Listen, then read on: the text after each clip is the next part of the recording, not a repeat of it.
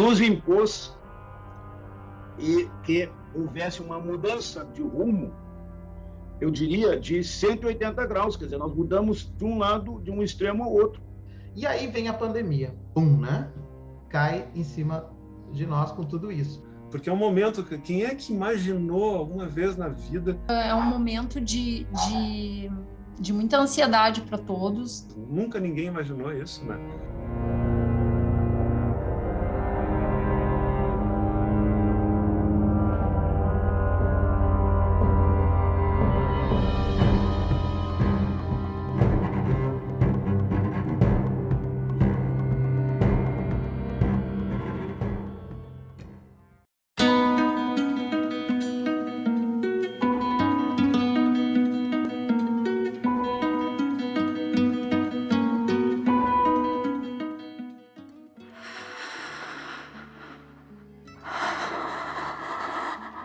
Na China, um vírus misterioso surgiu na cidade de Wuhan. O vírus é uma variante do coronavírus, mas se sabe muito pouco sobre ele até agora. WHO has been assessing this outbreak and we're deeply concerned that COVID-19 can be characterized as a pandemic. Nós teremos aí em torno de 20 semanas a partir do surto epidêmico, que serão extremamente duras para as famílias, para as pessoas.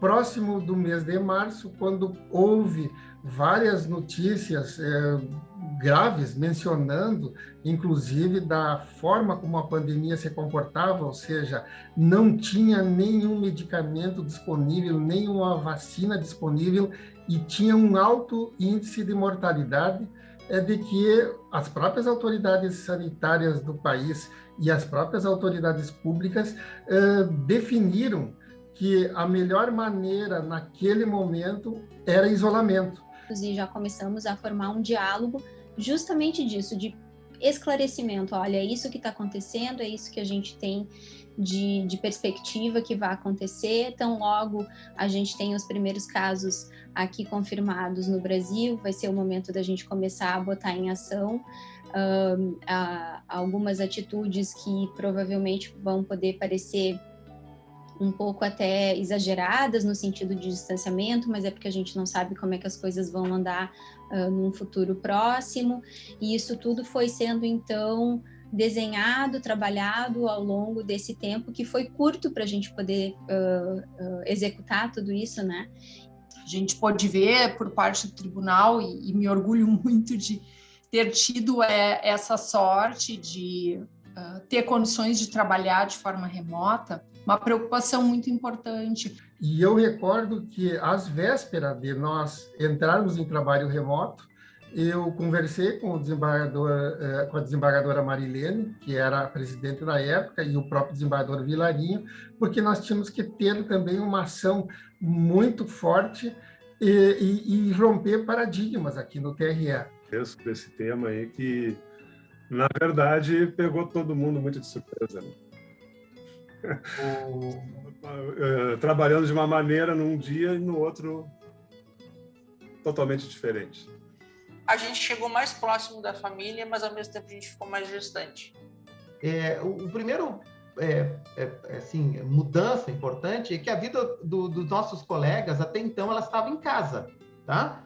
Então, assim, eu convivia com meus colegas que tinham a vida deles em casa, a vida do trabalho. E eu acredito que o tribunal também esperava que, enquanto eu estava no tribunal, eu era 100% tribunal. E quando eu estava em casa, vive a tua vida na casa, tá? Era bem separado isso. Todo mundo sofreu esse impacto, né? Então, de uma hora para outra, de um dia para o outro, o TRE determinou o trabalho remoto e, enfim. O máximo de intervenção que eu tinha dentro do meu ambiente de trabalho era um colega atendendo um telefonema de casa, falando baixinho para ninguém escutar, dizendo assim, babá não vai hoje, tenta me atender aí, entendeu? Não tinha essas relações de dois mundos, né? Tá? Agora, não é mais vida lá, é trabalho aqui, tá? A minha filha, eu tenho uma filha de 12 anos, vai fazer agora 12 anos, que ela diz, o pai só tá ali, fica berrando, brigando no computador e tal. vai estar o dia inteiro, porque a gente fica, né? A gente, como é que faz isso? Não sei o que, a gente, olha o que eles fizeram.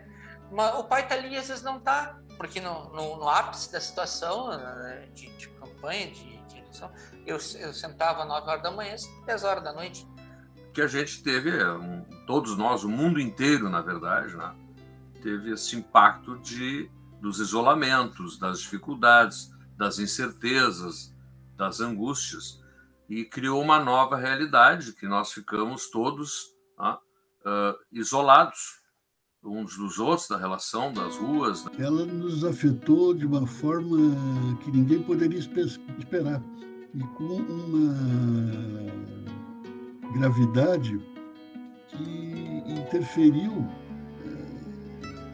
na nossa vida, nos nossos projetos de vida e, quem sabe, até no nosso pensamento, né?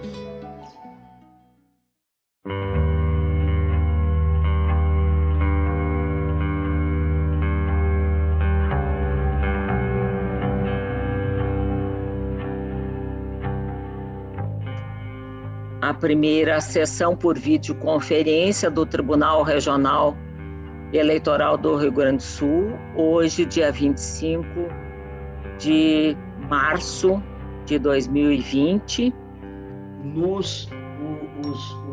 Os advogados em seus escritórios ou residência, os magistrados em seus gabinetes.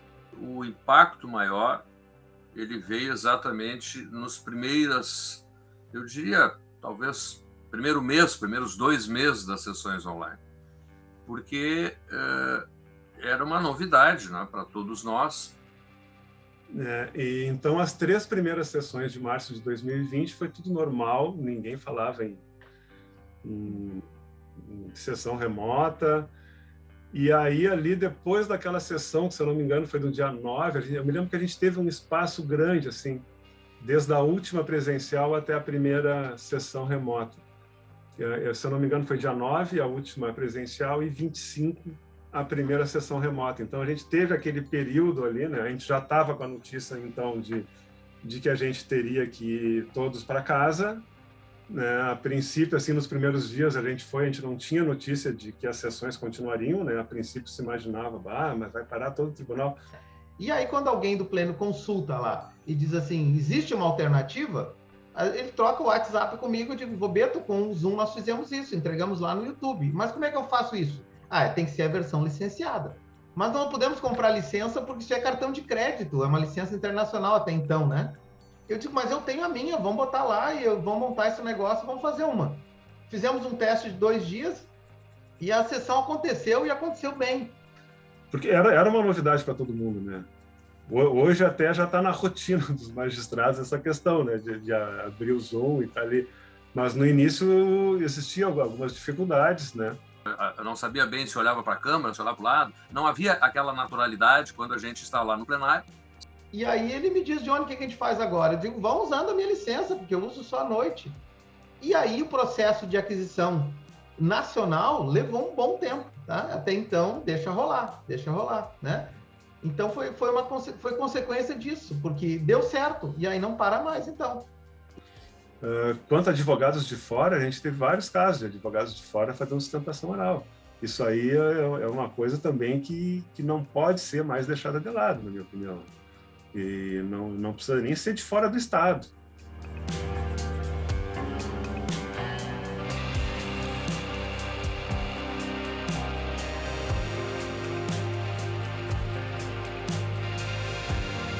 E recordo que numa sessão, um advogado, numa comarca mais distante, ali para a altura do Rio Uruguai, pediu que continuássemos, mesmo depois de passar da pandemia, com as sessões telepresenciais, porque permitia aos advogados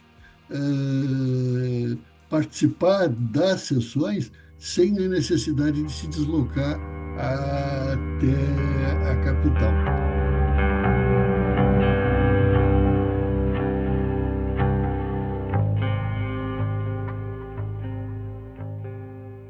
Bom, quando fomos todos pegos de surpresa pelo início da pandemia, o cadastro o atendimento ao eleitor para fins de inscrição eleitoral e demais movimentações cadastrais ficou parado por um tempo, porque não sabíamos como fazer justamente a tramitação de documentação de identificação com segurança. Nesse contexto, o TSE, como uma forma paliativa, adotou o sistema já utilizado pela zona eleitoral do exterior, que é o título NET, fez uma adequação para que ele pudesse ser usado no Brasil internamente por todas as zonas eleitorais.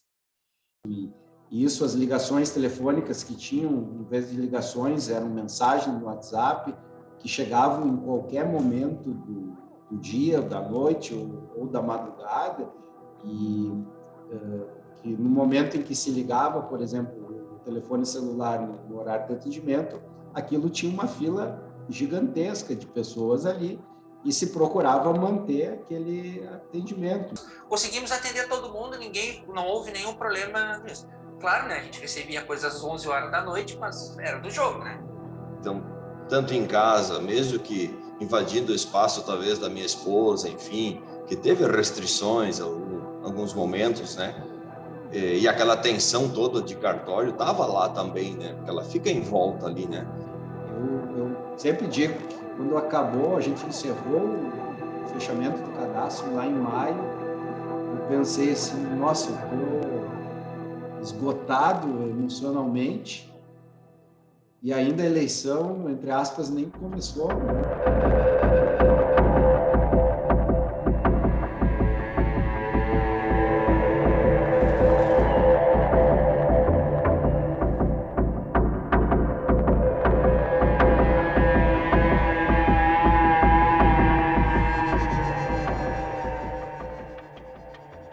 Porque tinha casos ali em que, às vezes, a atividade de um cartório em plena eleição estava, assim, estava quase sendo parada, porque a gente tinha realmente um caso ali e tinha um contato franco, obviamente era pré-vacina, né? Quando começa a pandemia lá atrás, a gente tem uma sensação de que não vai dar certo, né? Tipo, é tudo tão novo, é tudo tão diferente. Que daí tu fica lá atrás, fica pensando só, como é que vai ser na eleição? Como é que vai ser? E aí as perspectivas, elas não são boas. Vou dar um exemplo nas questões prévias. A maior dificuldade que eu senti foi tentar estabelecer algumas regras básicas de distanciamento na necessidade de um trabalho presencial do servidor. Essa é a única coisa que a gente tinha sempre certeza da eleição, porque a eleição ela muda a cada ano, nunca fiz uma eleição igual. Sempre tem uma diferença ou outra. E ela falou o seguinte, que a única coisa que a gente tinha efetivamente certeza na eleição era o calendário. Agora é lei.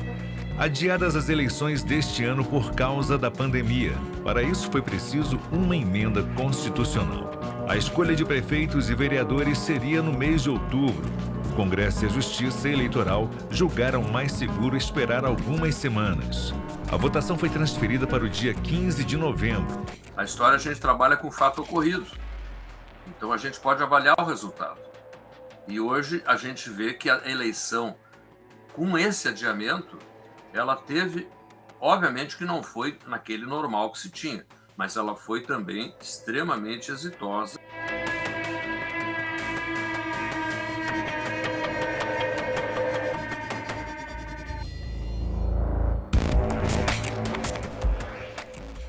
Que influenciou diretamente o impacto da pandemia foram os treinamentos, como a gente está falando agora. E aí, assim, reduziu, essa foi a despesa que mais simboliza assim, a pandemia, né? A economia que a gente teve em função da pandemia, né? Porque os treinamentos foram, não tiveram presenciais, né? O desafio ia ser grande porque nós tínhamos que treinar os cartórios eleitorais que conheciam pouco, né? Tinham muito pouca experiência no PJE, e também não só os cartórios, né? Tinham toda a questão dos advogados, do Ministério Público, toda aquela gama de órgãos externos que está ali também participando, né? Então, nós, como escola e especialistas em educação, nós temos que respeitar muito esse parceiro que nos solicita alguma coisa, porque, de fato, quem tem o domínio é ele. Nós temos o domínio das técnicas que são possíveis para fazer aquilo chegar com eficiência lá. E o que a gente fez nesse caso do PJE, que foi uma parceria muito legal? Nós fomos para a sala do pessoal do PJE ali, do qual o Rodrigo estava junto, e vimos o que eles queriam fazer, quais eram as competências que eles queriam, o que era necessário. E a gente começou a dizer assim, bom, então, um bom caminho é assim, assim, e desenhamos um modelo de trabalho. Tinha também essa questão de que uma sessão com 5 pessoas não ia aguentar o tranco para atender 145 zonas de registro eleitoral, mais todos os advogados atuantes em cada uma delas, Ministério Público, juízes. Então, o que se pensou, né? Então, na época, né? Normalmente a SJ já faz forças-tarefas para o registro de candidaturas, né? Para atuar, né? No 2º grau. Então, o que foi feito foi uma enorme força-tarefa. Em termos de treinamento, tem um pessoal ali que se superou, fez coisas para nós assim que... Foi muito bom, assim, ó. Fizeram uma coisa didática, uma coisa dinâmica, não aqueles clica, clica, clica, vai, faz, aquilo que ninguém faz, ou então faz assim tudo num dia só para se livrar. Foi uma coisa que deu gosto. Eu baixei todo o treinamento e fiquei comigo, assim, se eu precisava eu conseguia olhar. Os EPIs para os colaboradores da Justiça Eleitoral não tinham orçamento. Então, o que se fez? O ministro Barroso fez uma gestão política junto às entidades empresariais para conseguir, mediante doação, todos os EPIs necessários para o país inteiro. As doações de materiais que vieram através dessas parcerias estabelecidas pelo TSE chegaram perto de R$2 milhões. Nós recebemos 7 carretas de EPIs, 2 ou 3 delas só com inflamável, com álcool inflamável. Então, tinha que ter uma logística de deslocamento, uma logística de depósito, e tudo isso há 30 dias da eleição. Pela primeira vez, desde que eu estou trabalhando aqui, o tribunal teve que locar um depósito extra. Nem na sede e nem no nosso depósito habitual, próximo ao aeroporto, nós não tínhamos condições de receber esse volume que foi monstruoso de álcool e demais itens. E nós montamos, para o recebimento do material, um drive-thru. Não me recordo de ter problemas com relação à infraestrutura, a material, a equipamentos. Não nos faltaram equipamentos, não nos faltaram materiais.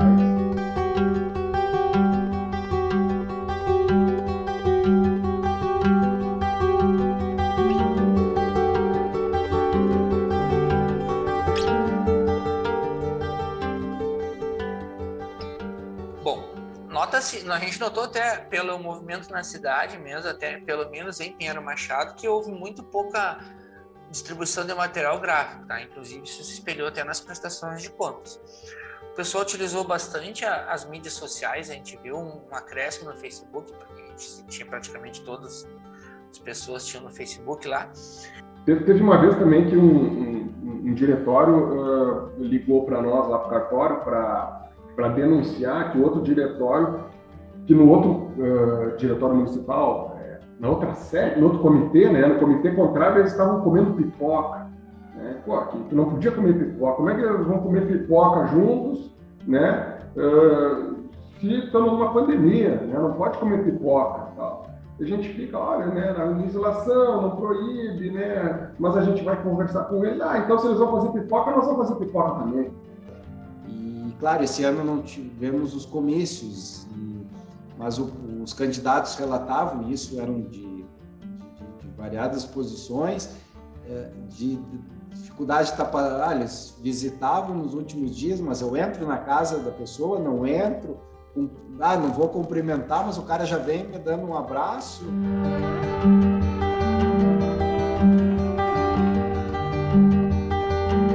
Eu vou ter que me deslocar, eu estou com sintomas, eu já estou com idade, eu tenho vivo com alguma doença, né?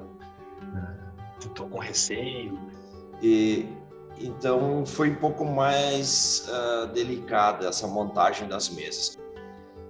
Corajosos mesários, né? Corajosos mesários. O que eu posso dizer desses enfrentamentos é um aplauso e um agradecimento a esses cidadãos e cidadãs.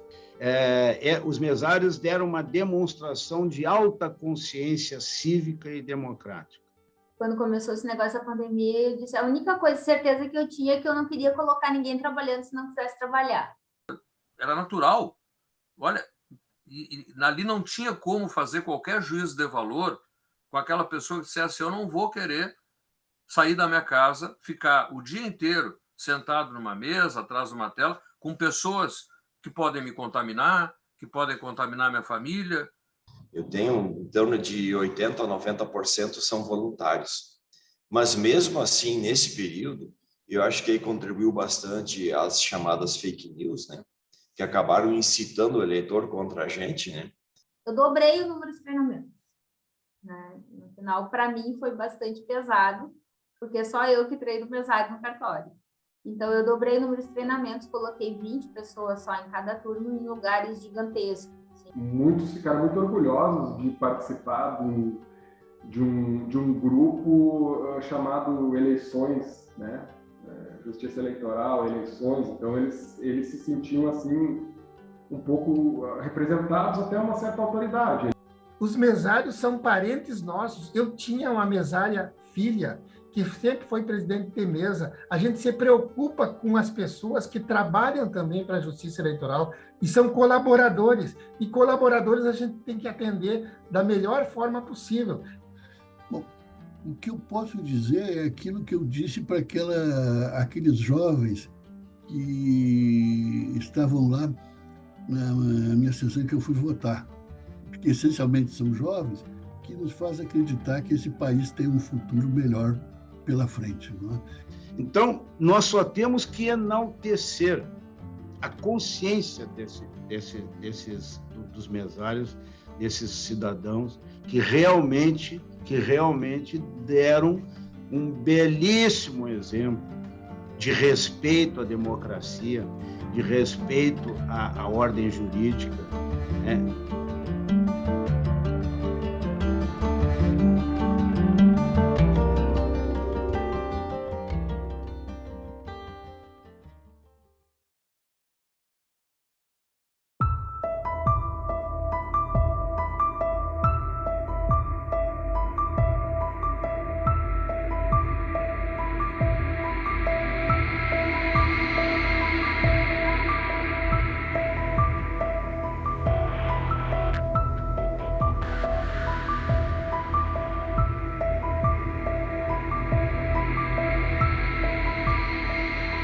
O clima era adverso.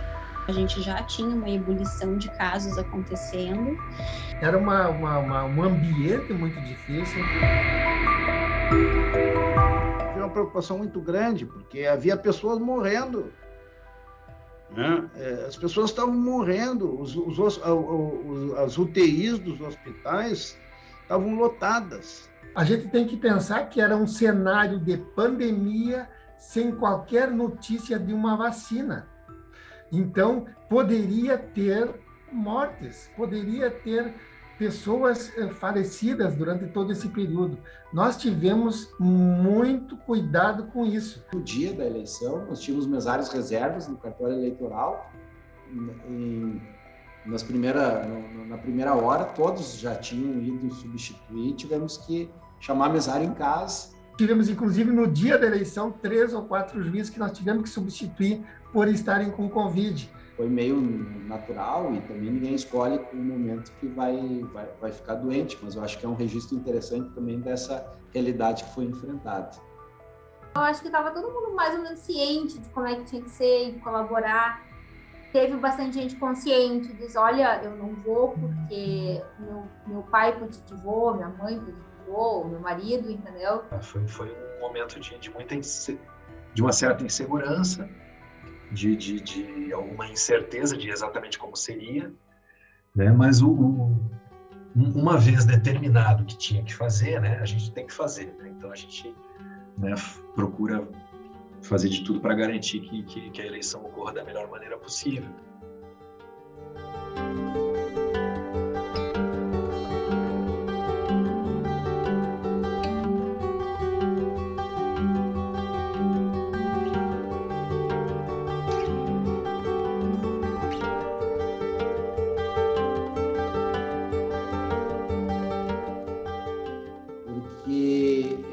Sentia que aquele pessoal que estava indo trabalhar lá, ele tinha uma consciência, um engajamento, tanto com relação a protocolos quanto a cuidados, e que eles estavam lá não só como pessoas físicas, mas eram cidadãos a serviço da justiça eleitoral, e assim eles deveriam se portar, porque também estavam representando a justiça eleitoral e exercendo a cidadania no momento que eles davam um exemplo.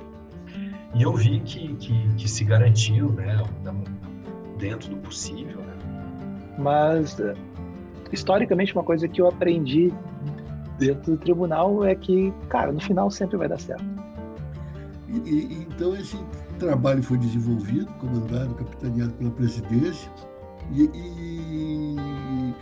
creio que foi um dos mais exitosos que nós tivemos na vida do tribunal.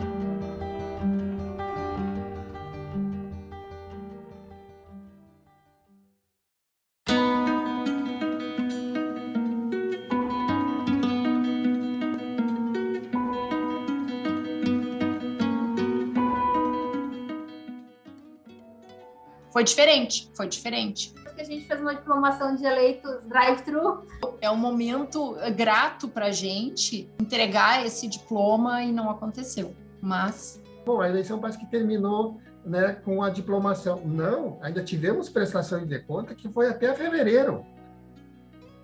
Nós sempre celebramos a diplomação na Câmara de Vereadores com convites, né? A diplomação também, a gente aí fazia sempre uma atividade, costuma reunir todos os municípios, com todos os eleitos, pelo menos, e se fazia até também com relação às primeiras suplências.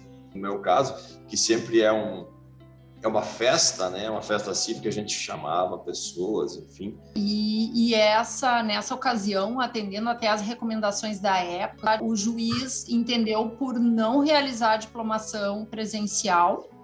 Então, também foi meio restrito, mas eu acho que era necessário. Me pareceu que foi a melhor atitude, né? E aí também inviabilizado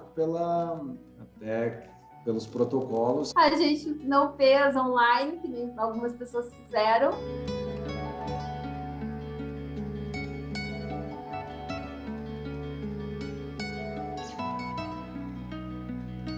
E daí fizemos uma transmissão via rádio da cerimônia.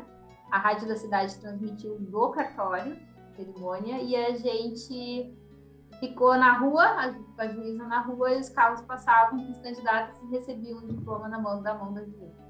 Então, ele formulou um comunicado, um ofício comunicando, fazendo um agradecimento a todos os colaboradores, à atuação do Ministério Público, da OAB, das polícias.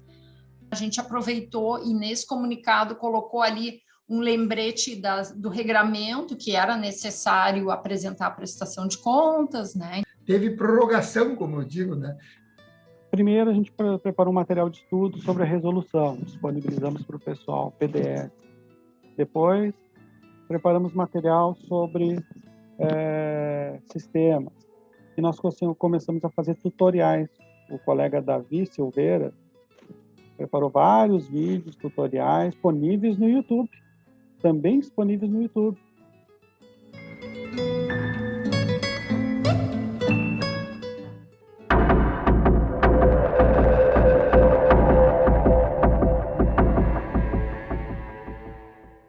Deus me confiou que eu devesse passar por isso.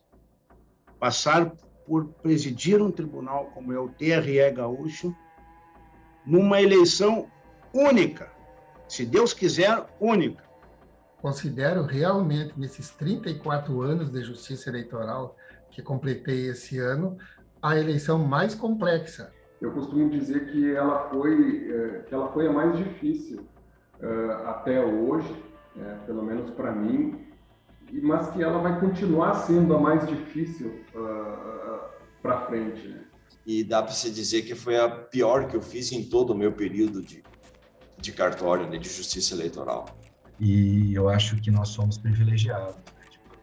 Nós podemos trabalhar de casa, remotamente, né? O tribunal proporcionou, né, essa segurança para os servidores, isso foi muito positivo.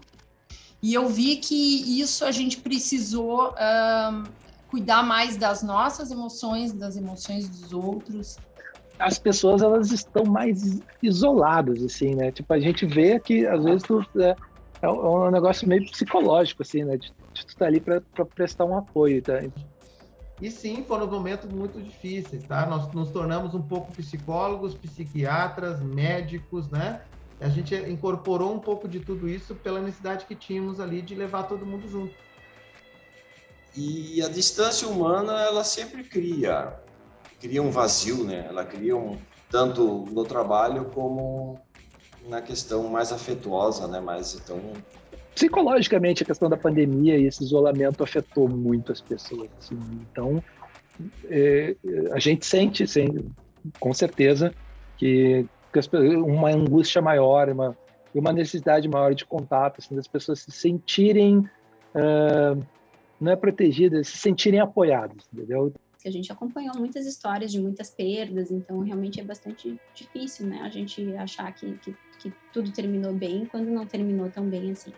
Tu não ter saúde para trabalhar, porque agora a gente banalizou tanto a pandemia, né? Que parece que ficou dividido em quem morreu e quem não morreu, né?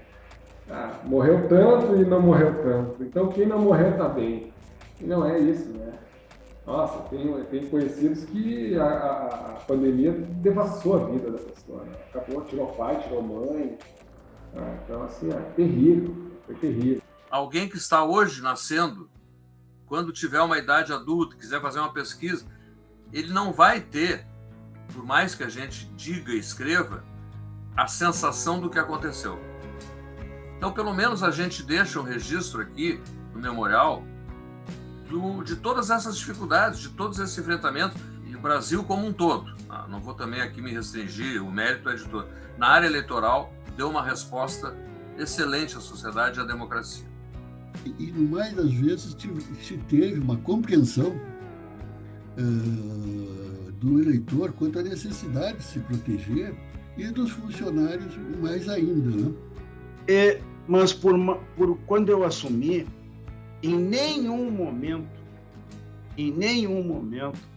eu tive um minuto sequer, um segundo sequer de insegurança, de medo, porque eu sabia que eu não estava sozinho.